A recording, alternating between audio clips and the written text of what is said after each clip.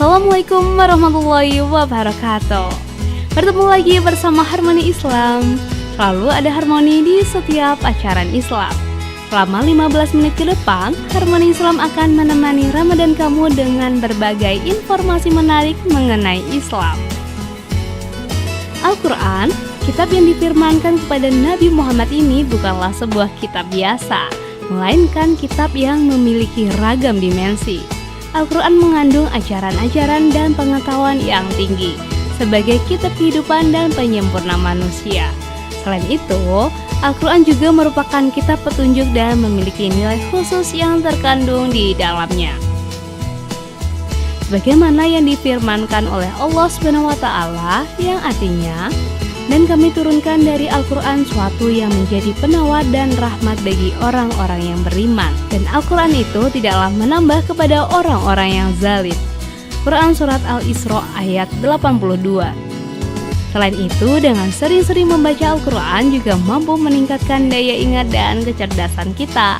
Nah, dengan banyak hikmah yang kita ambil dari Al-Quran, apakah sahabat Harmoni yang satu ini sering membaca Al-Quran juga tidak? Kita tanya pendapat mereka yuk.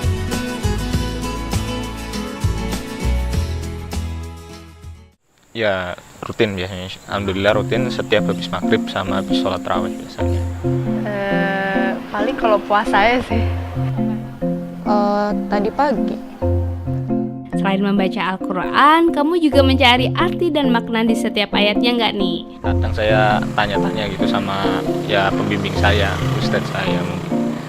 Kalau di rumah, kalau ada waktu di rumah. Tapi kalau di sini mungkin ya sembari lewat SMS saja. Jarang, kalau itu jarang. Karena banyak tulisannya jadi kadang udah capek baca Qurannya dulu gitu. Biasanya sih enggak Mbak, langsung baca di artinya langsung kan di Al-Quran terjemahan gitu. Karena udah ada dan menurut saya lebih simpel langsung baca. Oh jadi langsung kita paham maknanya apa. Kalau untuk perkata saya masih nggak bisa memenggalnya seperti itu. Tahu nggak manfaat membaca Al-Quran itu apa? Banyak ya. Apalagi kalau bacaan tajwidnya terutama kalau udah bener, ya saya rasa nggak cuma dari segi rohani aja, segi jasmani juga kuat, nafas kan, dari nafas. Kalau rohani jelas insya Allah menambah ya pahala kan, terutama pahala sama sifat kita juga lebih lembut biasanya kalau membaca Al-Quran. Yang jelas pahalanya banyak, terus menenangkan hati sih, buat kesehatan. Mungkin doa-doanya kali ya yang buat kesehatan. Kenapa doanya, kenapa? Ya doanya bisa melindungi kita dari penyakit gitu. Baca Al-Quran itu sendiri punya manfaat yang sangat besar ya Mbak. Kalau menurut saya manfaat pribadi yang saya terima itu membuat tenang saat saya membaca Al-Quran seperti itu. Tentu kan kalau misalnya baca Quran itu kita fokus seperti itu ya.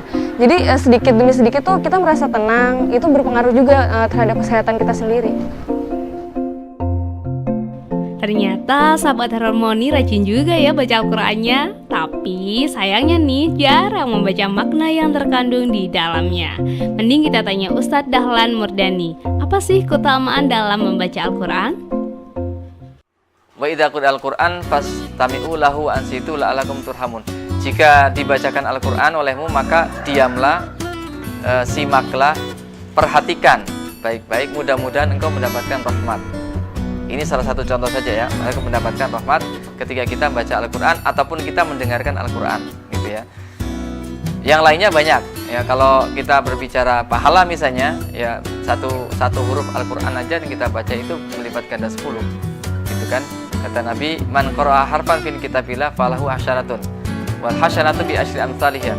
Barang siapa yang membaca satu huruf dari kitab Al-Qur'an, dia mendapatkan 10 kebaikan.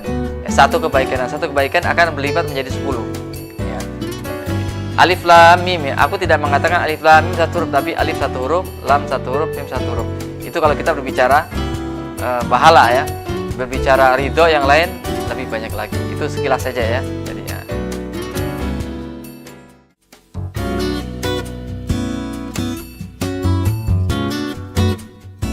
Teman dia kepala sekolah ya, salah satu kepala sekolah di Jawa Tengah, swasta, kepala sekolah Islam. Dia mencoba untuk selama tahun, 2 tahun ya. Program dia adalah anak itu ketika masuk sekolah, itu di sekolah di-setelkan ya, diperdengarkan tilawah Al-Quran pakai speaker keras gitu ya. Speaker keras, setiap kali anak datang diperdengarkan. Kemudian ketika bel sudah masuk, maka tiap-tiap kelas diperdengarkan Al-Quran sesuai dengan tingkatan hafalan. Demikian juga ketika istirahat di setel keras itu ya, anak sambil main ke sana kemari, dia telinganya diperdengarkan itu. Kemudian ketika anak pulang sekolah juga diperdengarkan itu. Ternyata hasil pengamatan dia selama sekian tahun itu, 2 tahun itu, ada perubahan yang cukup signifikan. Yang pertama kata dia, anak itu mudah diatur, lebih mudah diatur. Itu yang pertama, lebih mudah diatur. Jadi anak-anak yang terkenal aktif gitu ya, bandel dalam tanda petik, itu ternyata dengan sering diperdengarkan itu berbeda dengan sebelumnya ya. Ada perubahan, dan itu bukan 1-2 anak, banyak gitu ya. Itu yang pertama. Yang kedua adalah, kata teman tadi, berpengaruh pada tingkat kecerdasan. Artinya menjadikan anak itu lebih tenang sehingga dia bisa lebih fokus, terkonsentrasi ketika dia belajar ataupun ketika dia menerima pelajaran. Ini bukan penelitian, tapi dia hanya mengamati, mencoba dengan program yang diperdengarkan Al-Quran itu sejak anak masuk, kemudian anak di kelas, ketika istirahat diperdengarkan, ketika pulang juga anak disambut dengan perdengarkan Al-Quran. Ternyata itu pengaruhnya. Al-Quran menjadi pedoman bagi setiap umat manusia sebagai petunjuk kepada jalan kebaikan dan kebenaran, mengingatkan manusia agar berpegang teguh pada Al-Quran untuk selamat di dunia dan akhirat. Jika suatu buku memiliki suatu nilai manfaat dari setiap isinya, begitu pula Al-Quran. Al-Quran memiliki keistimewaan bagi setiap orang yang membacanya. Bahkan dalam sabda Rasulullah SAW yang berbunyi, ibadah yang paling istimewa adalah membaca Al-Quran dan mengamalkannya dalam kehidupan sehari-hari. Bahkan dari tiap satu ayat yang dibaca mengandung 10 kebaikan di dalamnya. Karena keistimewaan Al-Quran mampu membuat hidup manusia menjadi aman dan tentram. Dr. Al-Qadi melalui penelitiannya di Klinik Besar Florida, Amerika Serikat, berhasil membuktikan hanya dengan mendengarkan bacaan ayat-ayat Al-Quran, seorang muslim, baik mereka yang berbahasa Arab maupun bukan, dapat merasakan perubahan fisiologis yang sangat besar.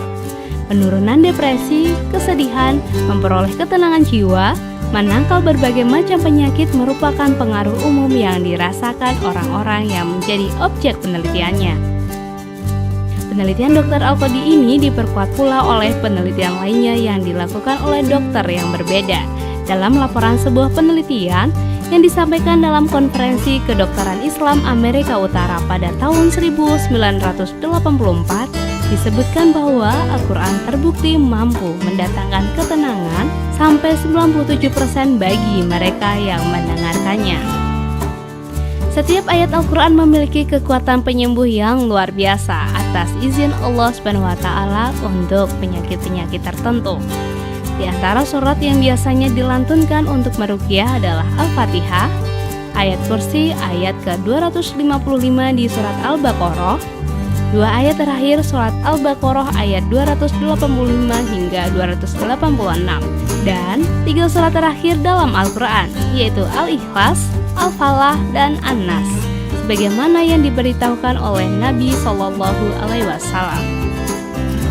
Rasulullah SAW setiap hari membiasakan diri membaca ayat-ayat dan doa serta zikir lainnya, selain mengkonsumsi makanan dan minuman alami yang sehat dengan adab-adab makan yang sehat untuk perlindungan dari berbagai penyakit, baik fisik maupun psikis. Itulah berbagai manfaat dari Al-Quran. Nantikan episode Harmoni Islam selanjutnya. Wassalamualaikum warahmatullahi wabarakatuh.